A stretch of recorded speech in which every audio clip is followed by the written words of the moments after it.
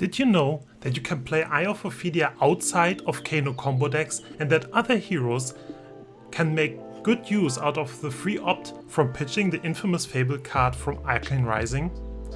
Welcome everyone to the Crazy Brew. I'm Jan and I want to tell you in my very first video today where else you can play Eye of Ophidia, what benefits and dangers it has to run it in your deck. Let's start with Eye of Ophidia. Eye of Ophidia is a legendary generic resource gem that pitches for 3 resources, has no block value and has the ability that you can opt for 2 cards when you pitch the Eye.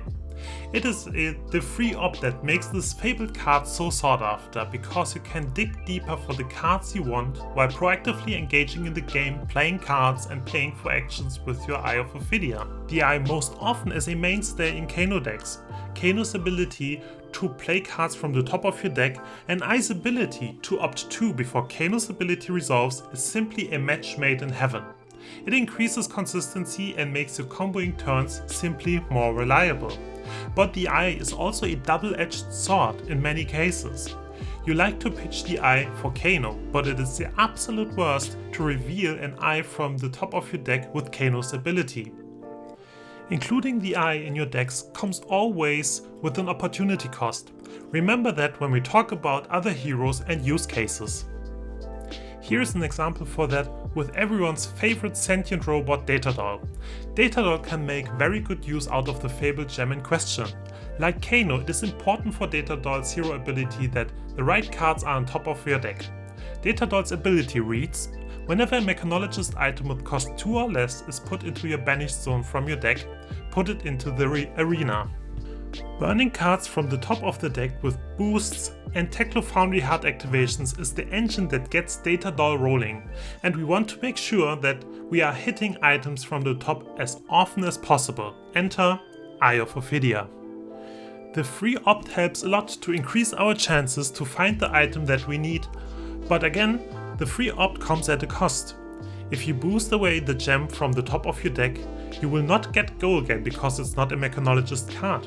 You won't get a resource if you burn it away with Techno Foundry hard activation, and the fact that the Eye cannot block can be detrimental in a deck which already has a hard time blocking with so many non-blocking items. The question if you want to include Eye of Ophidia in your decks is always depending on the pros of including versus the cons that comes in certain situations. Let's take a look at another example, Levia. Levia or brutes in general play many cards with draw-discard effects like Pulping, Wild Ride or Deadroot Rumbler. You always want to discard a card with power 6 with these cards, but the draw effect can be detrimental as you might draw and discard a non-power 6 card. This can catapult you in a losing position in no time. But playing those cards with Eye of Ophidia allows you to fix the top cards of your deck before the draw discard effect resolves, to make sure that you definitely will not miss and find potential follow-up plays. But the Eye is a double-edged sword in this deck as well. Imagine that your opponent is on 2 life and you find your Reckless Swing and Eye of Ophidia. It can be easily stuck in your hand with no way of getting rid of it. Let me tell you that I lost a few games because of a forced 50-50 gamble and discarding the Eye. What do we learn from all of that?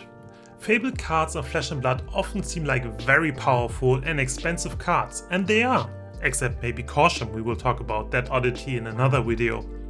And the Eye of Ophidia seems like an irreplaceable card in Kano. In other decks, it helps you to increase your consistency in general and find your combo pieces and fix your chances. But in reality, the power that the Eye and other fabled cards bring to the table comes at a real cost. It really depends from deck to deck if the value that includes the Eye trumps the opportunity cost that comes with it.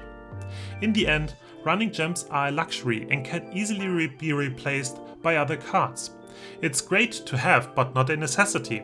Take the recent pre-ban Viceroy decks for example. Most of them didn't even have the fabled Arknight shard, but they are equally busted without it.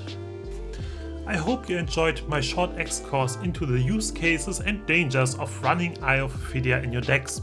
If you want to support me and check out my other videos in the future, then feel free to click on the subscribe button, and as a token of my gratitude I share my biggest tip with you.